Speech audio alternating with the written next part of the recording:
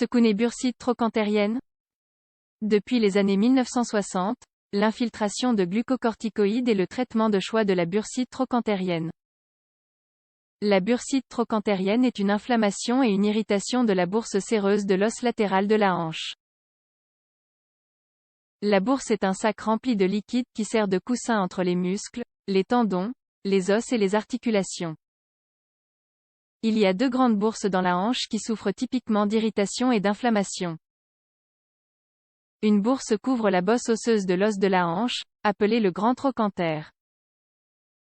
L'inflammation de cette poche provoque une bursite trochanterienne. Une autre bourse, l'iliopsoas, est située à l'intérieur de la hanche. Lorsque cette poche s'enflamme, on parle aussi de bursite de la hanche. Cependant, la douleur se situe au niveau de l'aine. Cette condition n'est pas aussi courante, mais elle est traitée de la même façon, facteur de risque et cause. La bursite trochanterienne peut toucher n'importe qui.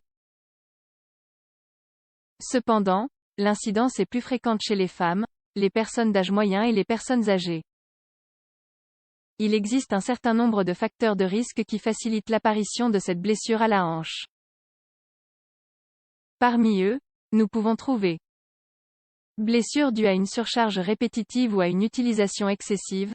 Cette blessure peut survenir lors de la course à pied, de la montée d'escalier ou d'autres activités qui nécessitent des mouvements répétitifs. Blessure à la hanche. Une lésion peut se présenter lorsque la hanche est surchargée.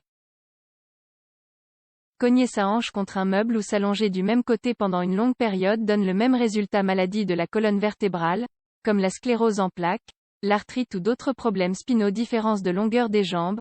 De nombreuses personnes ont une différence dans la longueur de leurs jambes.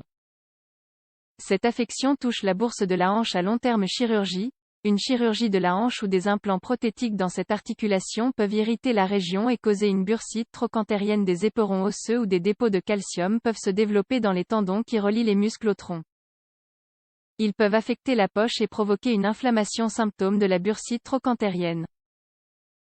La bursite trochanterienne provoque des douleurs dans la hanche latérale, dans la zone du tronc majeur. Cette douleur peut même s'étendre du haut de la jambe jusqu'au genou, en suivant le trajet de la bande iliotibiale. Ce symptôme peut être plus intense lorsque le patient s'allonge ou s'assoit sur le côté concerné, croise la jambe affectée sur une autre, monte les escaliers, après l'exercice, ou après s'être assis ou couché pendant une longue période. Diagnostic de la bursite trochanterienne. Pour le diagnostic de la bursite trochanterienne, le médecin fera un examen physique complet. Il ou elle essaiera de rechercher la douleur en palpant la zone affectée. De plus, il peut également demander au patient d'effectuer d'autres tests afin d'exclure d'autres blessures ou complications possibles. Ces tests comprennent rayons X, ils sont généralement non spécifiques. Chez 40% des patients, des microcalcifications sont détectées sur la zone du tronc ou des irrégularités dans le contour du tronc majeur qui ne semblent pas avoir de signification clinique. Il est utile d'écarter la coxopathie ou la trochantérite infectieuse. Scanners osseux, permet d'objectiver les altérations osseuses et les dépôts calcaires parilésiens. Résonance magnétique, elle montre un signal non spécifique de haute intensité dans la zone du tronc principal. Gammagraphie technique d'échographie. Traitement de la bursite trochanterienne. Depuis les années 1960, l'infiltration de glucocorticoïdes est le traitement de choix de la bursite trochanterienne. Cependant, nous verrons différents types de traitements en fonction de leur méthodologie. En ce sens, il existe des traitements non chirurgicaux et des traitements chirurgicaux. Traitement non chirurgical. De nombreux patients ressentent un soulagement en modifiant leur mode de vie.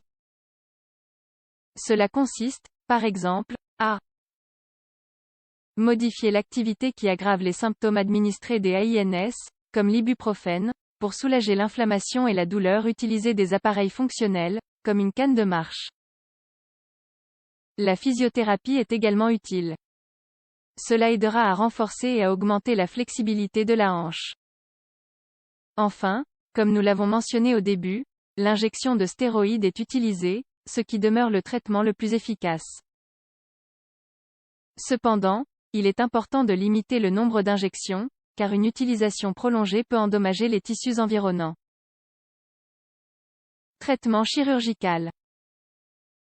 Ce type de traitement est réservé aux cas les plus sévères. Si la poche reste enflée et continue de faire mal après avoir essayé tous les traitements ci-dessus, votre médecin peut vous indiquer que la chirurgie est la meilleure option. La technique utilisée dernièrement est l'enlèvement des poches arthroscopiques. Avec cette méthode, la poche est enlevée par une petite incision dans la hanche, à l'aide d'un arthroscope ou d'une petite caméra.